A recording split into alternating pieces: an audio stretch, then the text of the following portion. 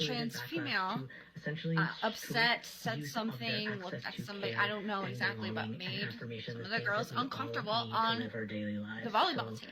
You know, ultimately, yeah, who's telling the truth? Are really uncomfortable place for why lie anyone about it? to be, and we need to put this in a larger context of what's happening across our country and here in Vermont.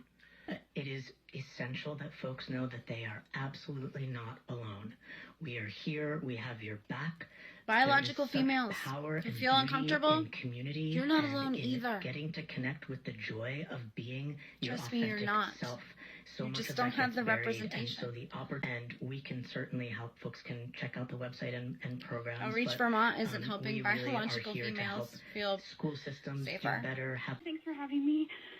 I feel for the trans children, I really do. I can't imagine what it would be like to feel like you were born the wrong gender, especially when you're a teenager. I know when I was a teenager, it was hard. But while I feel for the trans children, I worry about how this might be affecting biological females, you know, especially the young girls that might feel uncomfortable with sharing their bathrooms with biological males. You know, I'm afraid that some of them feel uncomfortable and that they're like afraid to speak up. And I also heard that the 14-year-old girl that spoke on the news, that she's got harassment charges pending against her. I'm just worried that will follow her to college. I mean, how do we... Dana, I'm going to start with you and let you discuss this topic. I literally said, how are we going to deal with not that? Feeling comfortable with somebody who's transgender. I think that there are plenty of reasons why somebody might not be comfortable with somebody else that mirrors their identity. We are human beings and our lives are complex, and we have lots of messages that come our way about how difference is challenging. And I think that that's okay. And I go back to the point that it still doesn't mean that somebody's feeling of discomfort gets to determine whether somebody else gets to access the thing that they fundamentally need. The fact that there is no binary when it comes to gender and sexuality, and our bodies are wildly different. I don't think she's answering my question. I hear the concern, and ultimately we've got to look back to the data and say the real threats and the real harm are to marginalized communities, and we're living in a world where the conditions were set up to be like that, and we've got to change it.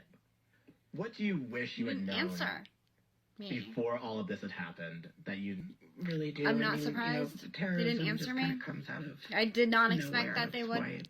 That's why it's terrorism. So grateful for the first few weeks that Amity got to be on a team and experience gender euphoria and experience being one of the girls.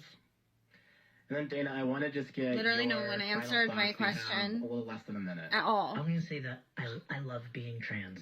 I want to say that getting to be on a journey to understand one's authentic self only makes us better as a society, and we've got a lot of work to do to continue to break down those barriers. But trans people are awesome and magical and beautiful and powerful, and the world is better when we all get to be ourselves. That's for sure. Yeah, it's true. But it shouldn't come at the discomfort of others. You know? More people need to speak up. If you feel uncomfortable, I don't know that people tell Blake that. That's it for tonight. I think I was the last caller. I wasn't sure if I was or not, but I think so. Important conversation that was had. Who's right? Who's wrong? Is it a matter of opinion? Is it morals? What do we do?